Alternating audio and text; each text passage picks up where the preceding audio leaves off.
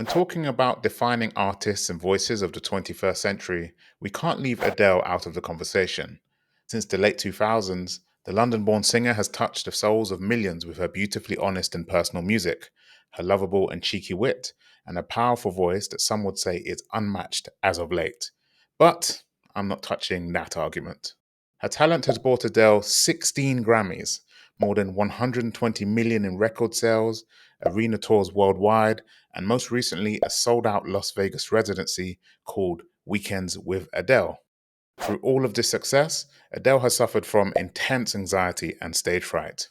If you find it hard to believe that someone who shines as brightly as Adele does could suffer from crippling anxiety just as much as you or I, then keep watching as we uncover Adele's secret to performing at the top of her game, even while suffering from stage fright.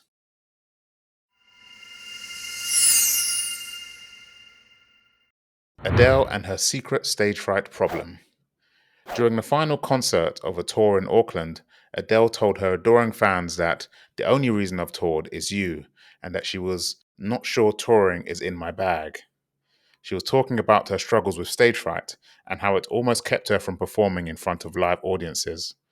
In a later interview with Rolling Stones magazine, Adele described her performance anxiety in more detail. I'm scared of audiences, she told the interviewer. I get scared. One show in Amsterdam, I was so nervous I escaped out the fire exit. I've thrown up a couple of times. Once in Brussels, I projectile vomited on someone. I just got to bear it. But I don't like touring. I have anxiety attacks a lot. Adele said that her anxiety stemmed from a fear that her fans might start to think that she isn't the talented performer that they expected. If that doesn't make sense to you, I get it. Sold out arenas, numerous awards, accolades, and a track record that is undeniable. All that, and still the anxiety creeps in, chipping away at any sense of self worth. But that's how stage fright works. It's not a conscious and rational thought process that lets anxiety in. Instead, it's all happening at the instinctual level. What causes stage fright? There's various physical, mental, and emotional factors that lead to stage fright, like negative thought patterns. This is where you internalize negative expectations about how an audience might react to you. Do this enough and it becomes an expectation, a sort of habitual, unconscious thought pattern. Say you have a bad experience during a performance at a young age, which leaves you feeling rejected and humiliated.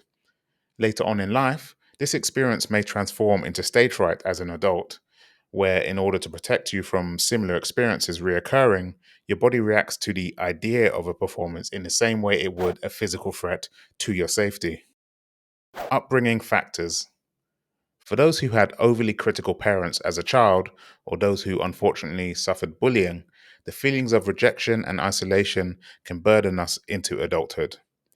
Studies have shown that those bullied and those deprived of typical validation in childhood are significantly more likely to experience social anxiety disorders and suffer from performance anxiety in adulthood. Brain physiology. Certain people are physiologically more susceptible to anxiety, a trait that typically runs in families.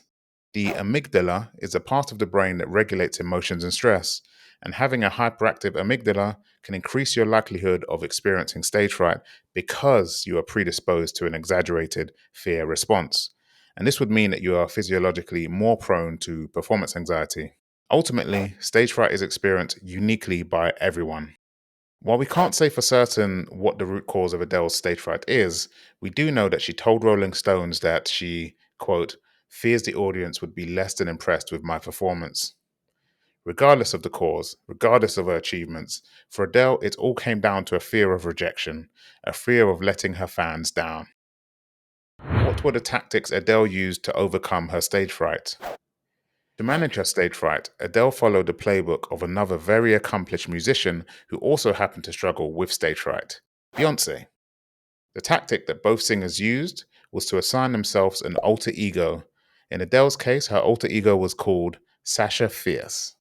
Sasha Fierce is, well, fierce, and she doesn't even know what performance anxiety or stage fright means. This tactic is a psychological hack. You are distancing your feelings from your behavior by assigning the feelings to a third person, in this case, an alter ego. Adele is able to detach herself from her fears of rejection by thinking of how Sasha Fierce would respond, And since Sasha is fierce, she has no fear of the audience and she thrives during every performance. If you also suffer from performance anxiety and stage fright, consider adopting your own fearless alter ego. If it works for Adele and it allowed her to accomplish everything she has, there's a very good chance that it could work for you. Another great solution to stage fright and performance anxiety problems is PerformZen Calm Performance Formula. It's an all-natural supplement specifically designed to help performers stay calm under pressure, or even giving you a slight mental edge. If you're interested in finding out more, then check out our website at www.performzen.com today. And if you like this video and you've watched this far, do me a favor and comment down below something like Adele stage fright to help us out with the algorithm. And until next time, break a leg.